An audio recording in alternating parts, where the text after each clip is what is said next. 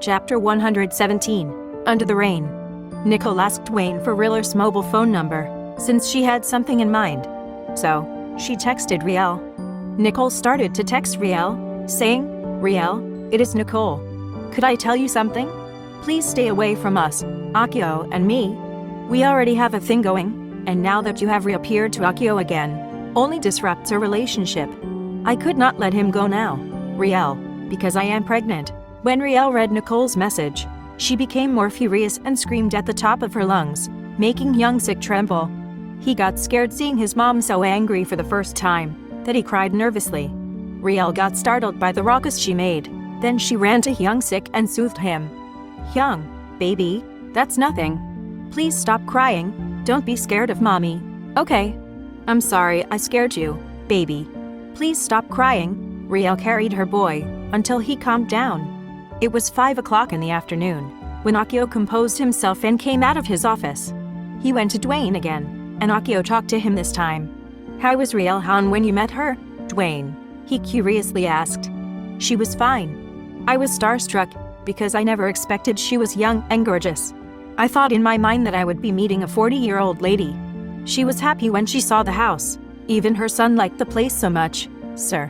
Then he added, "It seemed to her that the things around the house were familiar. She told me that, if she knew the house's owner, she could have mistaken it as the owner's signature." Akio recollected Riller's praise for his mother's interior decoration skills, which made him happy. He realized that his mother had left a positive impression on Riel.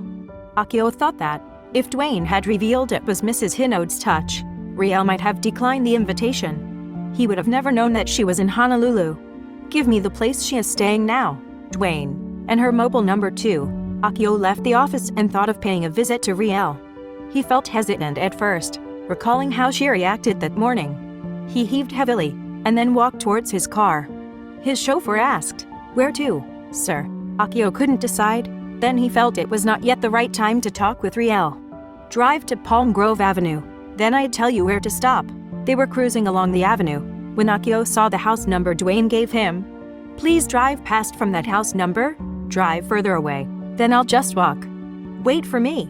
Akio strolled and saw Young-sik helping his mom weed the grass around the plants. He stepped back so he won't get attention. He watched the mother and son pulling out weeds, cheering at each other for the weeds they pulled.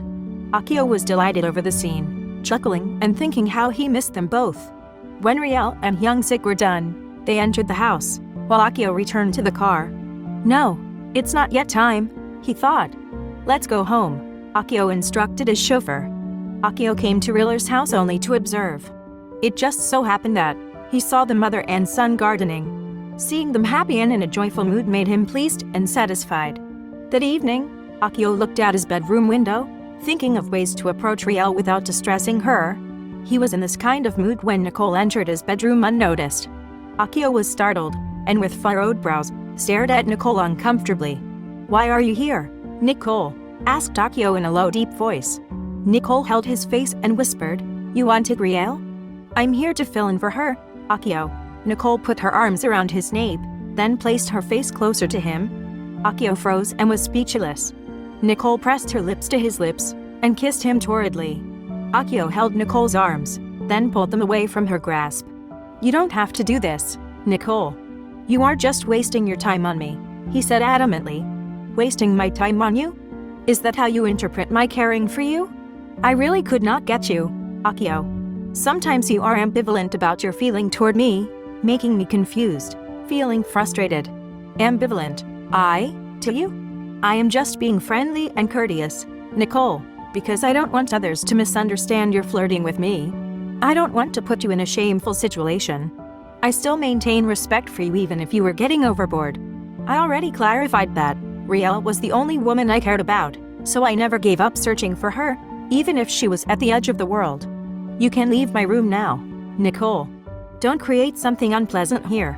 Akio turned his back on Nicole. She felt frustrated and ran away in tears. Everyone was having breakfast the following morning, and silence was noticeably felt between Akio and Nicole. Then Akio made an announcement. "I'd be leaving early today. I'll meet you at the job site. Then, I will have an appointment with the hotelier, Mr. Smith. So I'll drive the Land Rover. My chauffeur will use another van to bring you to the site. And back home, after fieldwork with his team, Akio returned to his office and changed his shirt to a new suit for his meeting with Mr. Smith. Akio and the hotelier had a cordial conversation over dinner and wine. When a lady came to their table, Akio hinted, "Meet Juliet Howard. She is a fashion model, and I'm leaving her to you so you can get to know each other," said Mr. Smith courteously. Miss Howard felt impressed by Akio's bearing. "I'm sorry, Mr. Smith, but I can't do that. I have a wife and a 1-year-old son." "I'm sorry, Miss Howard, but I do not mean to be rude," he said humbly. "Oh, I'm sorry. I was misinformed, and I should be the one to apologize." Mr. Smith felt embarrassed for having placed the model in a humiliating situation. Akio and Mr. Smith shook hands. Akio stood to leave and bowed courteously. Akio felt a little tipsy as he walked out of the hotel lobby. He sat in his car to pass the time, and when his watch showed 9 p.m. he started his car and drove toward Palm Grove Avenue. He parked his car farther away from Reel's house to avoid getting noticed, and walked. Riel and Young Sik were watching TV when a knock came on their door. Riel peeped out the window close to the door, but it was too dark. So, she opened the door and was startled to see Akio before her. "Why are you here? What do you want?" Riel muttered. "Let us talk, Riel. Please?" Akio was standing with his hand holding the door. Riel pushed to close it, but Akio's hold was firm. "Please give me a chance to explain. I begged you." Riel at this point. Young Sik heard voices and was curious, so he ran to his mother, only to discover that it was Akio. Young gladly shouted, "Papa, you're here." To his surprise, Riel took his hand, pulling him away. "Go back to watching TV, Young. Please," yelled Riel, making Young Sik cry. Akio interrupted. "Please don't do that to the little boy," he pleaded. "You see what you did? I said, leave. You reek of alcohol, and you're disturbing our peace." Still, Young was crying, refusing his mother's command. Riel gave all her strength that the door slammed on Akio's face. Akio pleadingly knocked once more, then repeatedly rapped the door. Riel calmed Young and said, "Papa does not feel good, baby." So he had to leave. Then the knocking stopped, simultaneously with rain pelting on the roof. Young Sik ran toward the window and tiptoed, hoping to see Akio. He saw Akio standing in the downpour, getting all wet. Young Sik cried and shouted, "Mommy, Papa is under the rain. He is soaking wet. Please, Mommy, get Papa." Riel glanced out the window to see Akio standing outside in the rain, fixated towards the door. As Young Sik, feeling sympathy towards Akio, implored his mother to persuade his father to enter. Despite the heavy downpour, he remained outside, crouching and shivering with his arms tightly folded in the chilly weather. In the act of kindness, Riel opened the door and held an umbrella over Akio to shield him from the rain. "Here, take this umbrella, and go home." Riel, with chin up, refused to look at him. Akio raised his hand to reach for the umbrella, but fell to the ground with Riel. "Oh, my God, Akio. What have you done?" As both fell, and while lying on the wet ground, Young Sik became frantic, that he ran toward them. As he got closer, he laughed, thinking they were funny, so he joined in. He was jumping and circling them, that Riel burst out laughing infectiously, that Akio joined in the laughter. Will getting under the rain bring Akio and Riel back together? Keep following the Windows of the Heart series on my YouTube and TikTok channels. Few episodes were left.